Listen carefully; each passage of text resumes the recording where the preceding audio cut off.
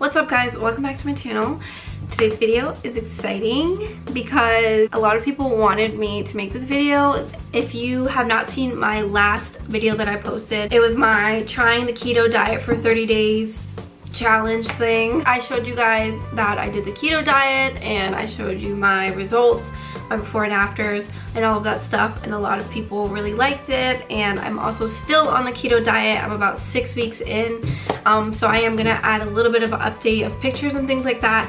But today's video is going to be a day of eating. It's just one day of my eating, which obviously I eat a lot of different things every day, so this one is just one day, and periodically I'll post like a different day.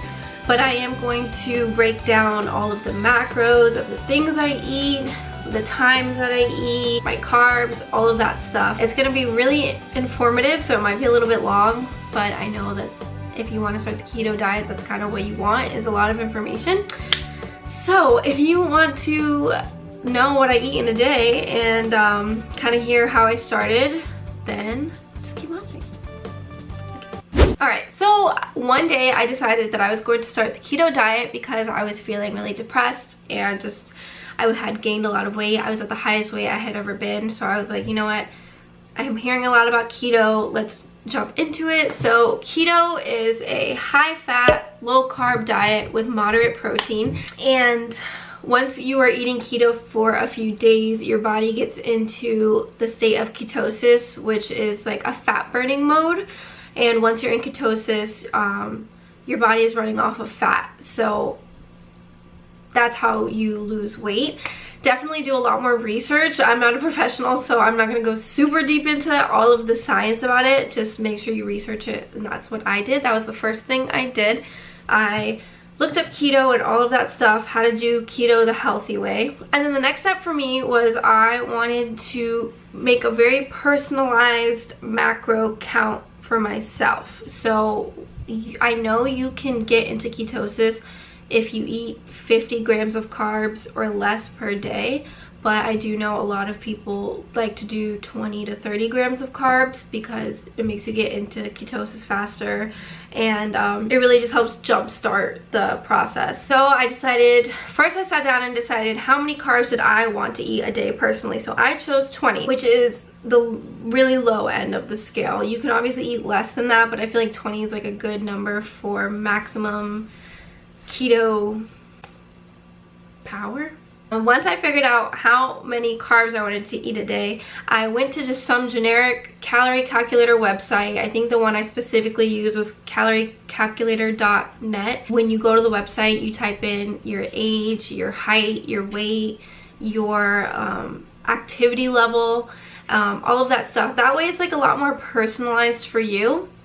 And once you click enter, you have a list of how many calories you should eat a day if you want to gain weight, maintain weight, moderate weight loss, and like extreme weight loss. So of course I kind of wanted to go more towards the extreme, not because I wanted to lose a lot of weight really quickly. I just wanted to kind of just see if I could do a strict diet of counting macros, really staying with it.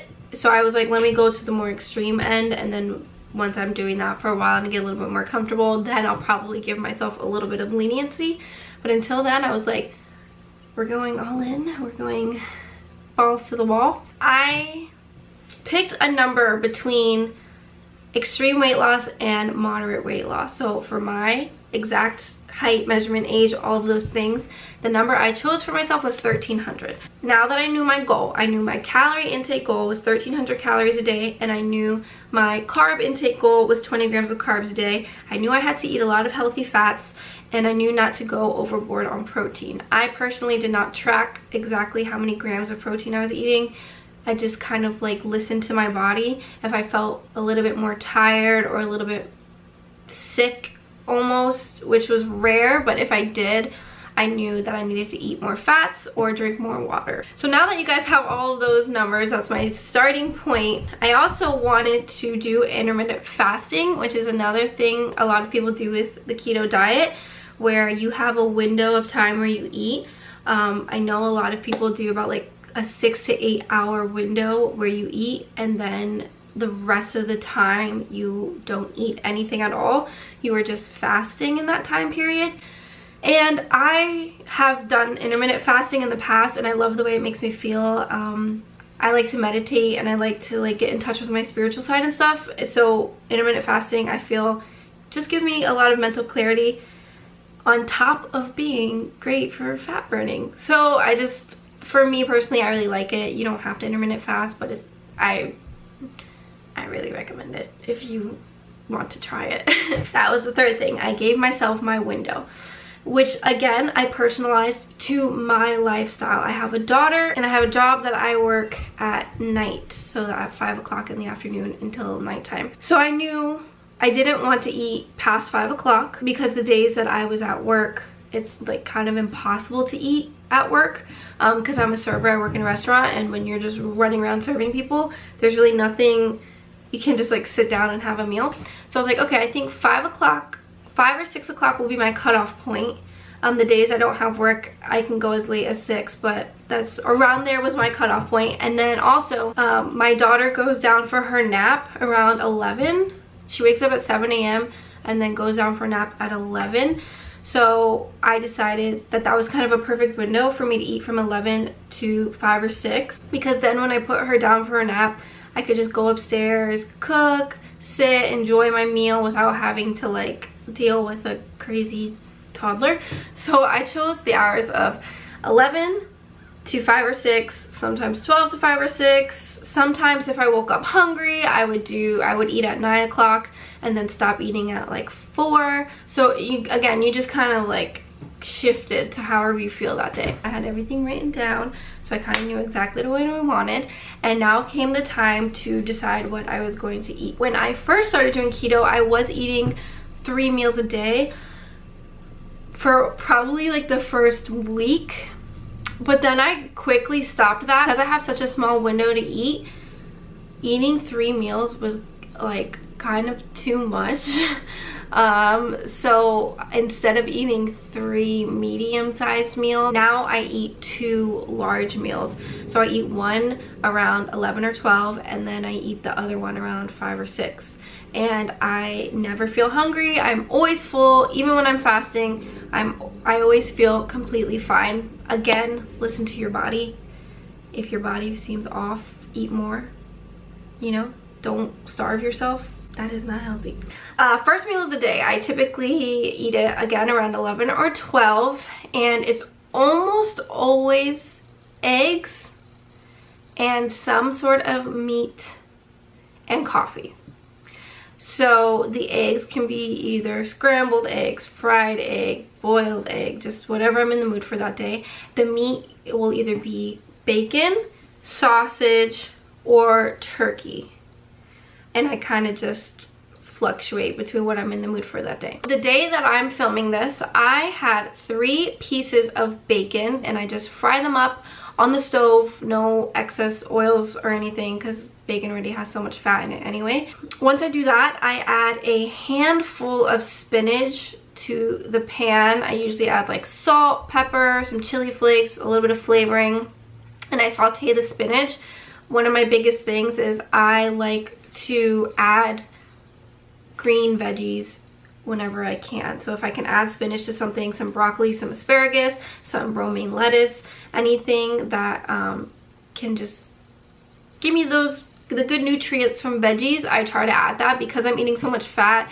The veggies is a nice like counterpart to that. So I throw in a handful of spinach, and then on this day in particular, I just scrambled up some eggs with that. I do measure everything that's not an individual thing, and by that I mean an egg is like an individual egg. You already know the calories and stuff when you read the label.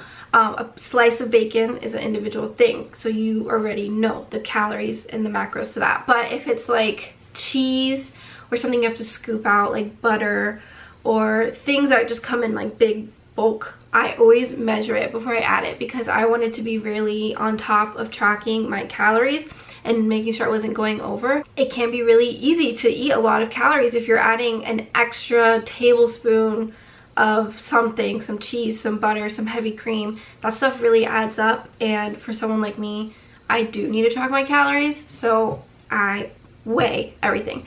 So on this day in particular, I wanted to add some cheese to my eggs, which again is some more fat, but I definitely measured it first, measured 1 serving.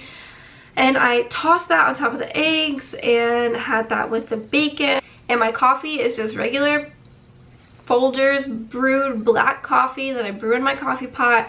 And I add 4 tablespoons of heavy whipping cream because it's like really high in fat. Really low in carb. It does have 1 gram of carb per tablespoon. That's why I do measure it, and I want to make sure I'm not overdoing it. So I wrote everything down that total meal was 580 calories and 5 grams of carbs. And usually after I eat breakfast and total everything, I usually write it in my notes app on my phone. I'll just put like breakfast, this many calories, this many carbs. That way I kind of know what to eat later for my second meal. So that is typically my first meal. Again, if I do sausage instead of bacon, I'll just track those calories and carbs. If I do turkey, again, I just track whatever's the difference and just adjust it every day. Like, that's all you have to do is like adjust everything. There's a lot of math, but you get used to it. So now in this day in particular, before my dinner, I kind of wanted a little snack, not necessarily because I was hungry. It was more because I already knew what I was gonna have for dinner and I was under my calorie goal for the day. So I knew I kind of had to eat something else to add more calories to the day. So I decided to get some sunflower kernels, and I really like these because they're high in calories and they have a lot of fiber in them, and it's just a nice little snack if you're not that hungry but you need more calories. So I measured that out, 200 calories and 4 grams of carbs. So now it's the middle of the day, I'm at 780 calories and 9 carbs and feeling really full, feeling really great. Another big thing is I'm always drinking water, always. Like, I didn't really film that because I don't know, you don't want to watch me drink water, but with my breakfast, after I have my coffee, I usually have like 16 ounces of water. And then if I had that snack, I'm having 16 ounces of water. And then just throughout the day, I'm kind of like sipping on some water. And then with my dinner, I have 16 ounces of water. So I drink a lot of water, which is definitely really important. You don't want to get dehydrated or anything. So lastly, I have my dinner, which again, I had planned out ahead of time, and I had some stuff pre-cooked already. So what I did was I measured out 4 ounces of ground beef, and I already had it cooked and it was in my fridge, and I heated it up, and then I added a nice 2 handfuls of romaine lettuce because again I wanted to add some veggies to whatever I'm eating. So I did 2 handfuls of romaine lettuce. I threw the ground beef on top. For some good fat, I decided to add half of an avocado, where I just plopped that right on top, and then I added 2 tablespoons of sour cream, which again has a lot of fat in it, and I did measure it again, of course, because I'm tracking everything. And then I just threw some hot sauce on top, mixed it all together, and it was kind of just like a burrito bowl with just no rice and beans. You just have the meat and the veggies and the fats. If I'm in the mood, maybe I'll throw a little bit of cheese, or if I need more calories, or if I need more fat, you know, maybe I'll add more avocado or more cheese or something like that. But again, you just need to do math. I don't know, you just have to always just track. And like, if you had a little bit less for breakfast, make sure you have more for dinner. If you had too much for breakfast, have a little bit less for dinner. It's just all about tracking. Are you tracking? That dinner ended up being 545 calories and 4 grams of carbs. So that made my total calorie intake 1,325 calories for the day, and my total carb intake was only 13 grams of carb. I let myself have up to 20 grams, but there are some days, honestly most days, where I don't even hit 20 grams. Not because I'm not trying to, it's just what I eat is just not heavy in carbs. So a lot of days I only eat like 13, 14, 15 grams of carbs. This is just part 1 of a series of videos that I'm going to do on other days where I'm eating kind of different things. But again, as long as you're tracking everything you're eating, not overeating, and not overindulging in your carbs for the keto diet specifically, then you should see results. At least I did. I don't know. I don't want to say something and then like people are like, I didn't see any results. I'm like, well, I'm not a doctor, sir. One last thing I did want to say is people can say, well, of course you're losing weight. You're eating at a calorie deficit because I'm eating 1,300 calories.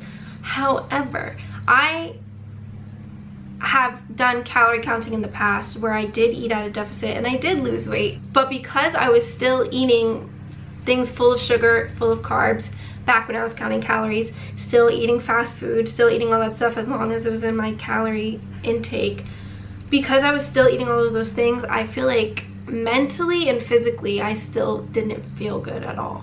Like, I still felt sluggish all the time. I still had pretty bad depression. I felt really weak and tired a lot of the time. So yeah, I was losing weight, but it just wasn't worth it to me because I still felt like crap. So I was just like, this sucks. But with keto, because I'm eating so many more vegetables and I'm eating no sugars and all of that stuff, I feel really, really good. I have high energy. I feel happy, and I just feel like I handle things a lot better mentally than I did when I was just counting calories. If you made it this far, thank you guys so much for watching this video. I love you guys so much. If you notice, my comment section is disabled. And that's just like this thing that YouTube did because I film with my daughter and she's a minor, and they were trying to stop like anyone posting inappropriate comments. So on a lot of channels that featured minors, they disabled the comments. I've been trying to work with YouTube on it to see if I can get my comments back as long as I don't post my daughter anymore. And they said that it should just be temporary.